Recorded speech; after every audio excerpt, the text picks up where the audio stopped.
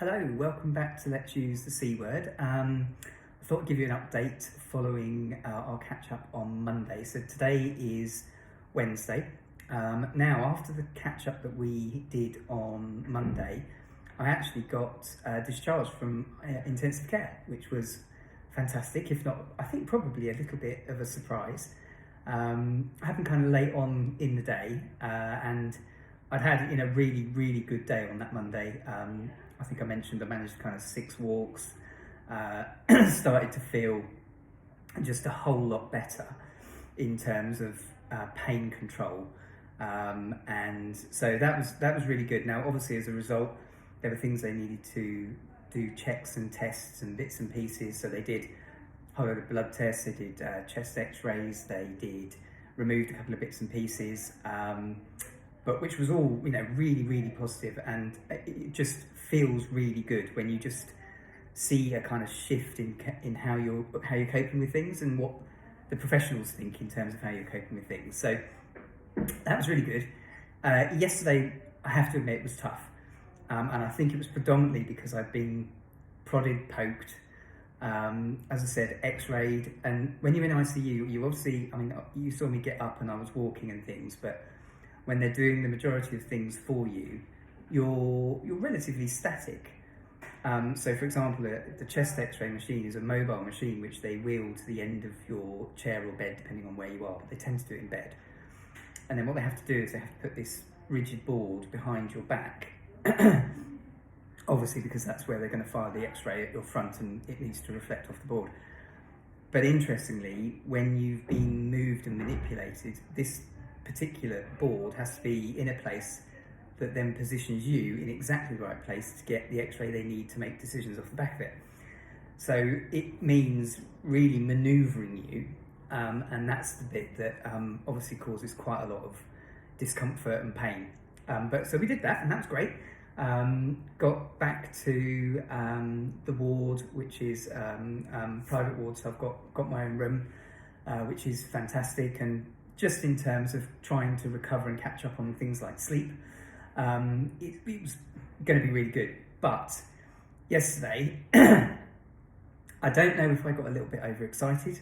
It sounds ridiculous, but because I was you're more on your own. You haven't got somebody kind of on your shoulder checking you and stuff like that. They check in on you and then do your observations kind of every couple of hours, but it's not constant.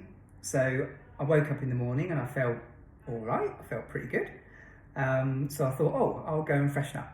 So I went into the bathroom and just did the usual, freshen up, teeth, kind of standard stuff.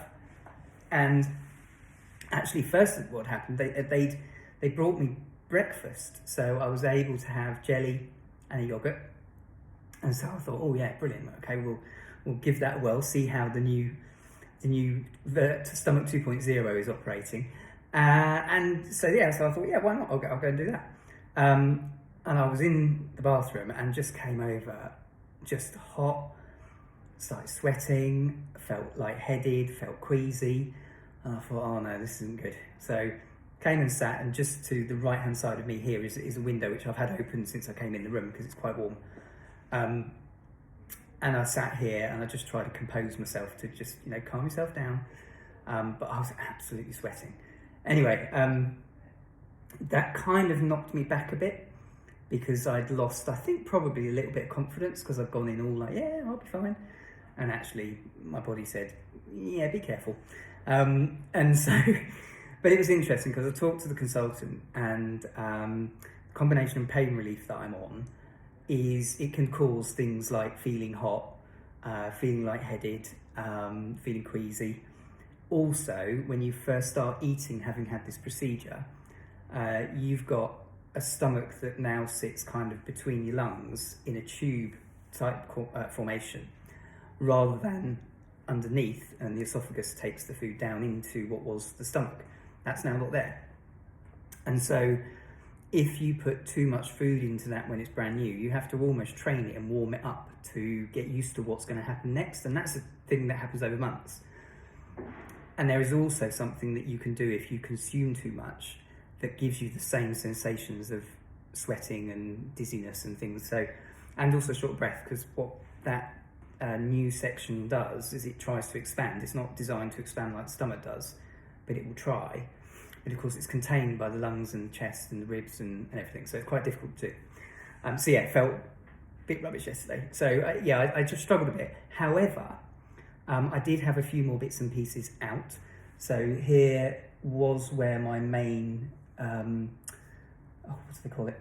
It's the main tube that they put down. They did a couple down into my main vein, and effectively that's where I was getting the intravenous drugs and antibiotics and painkillers and bits and pieces like that. And so that's now been removed. I did have a cannula on that side of my hand. I also have one on that side, but these didn't really work very well, and it's because the veins in your hand are very thin, and so they're prone to basically not lasting very long, or not lasting at all. And the one in here was actually replaced when they did the CT scan, and they put a contrast dye through it, and oh my goodness me, that hurt.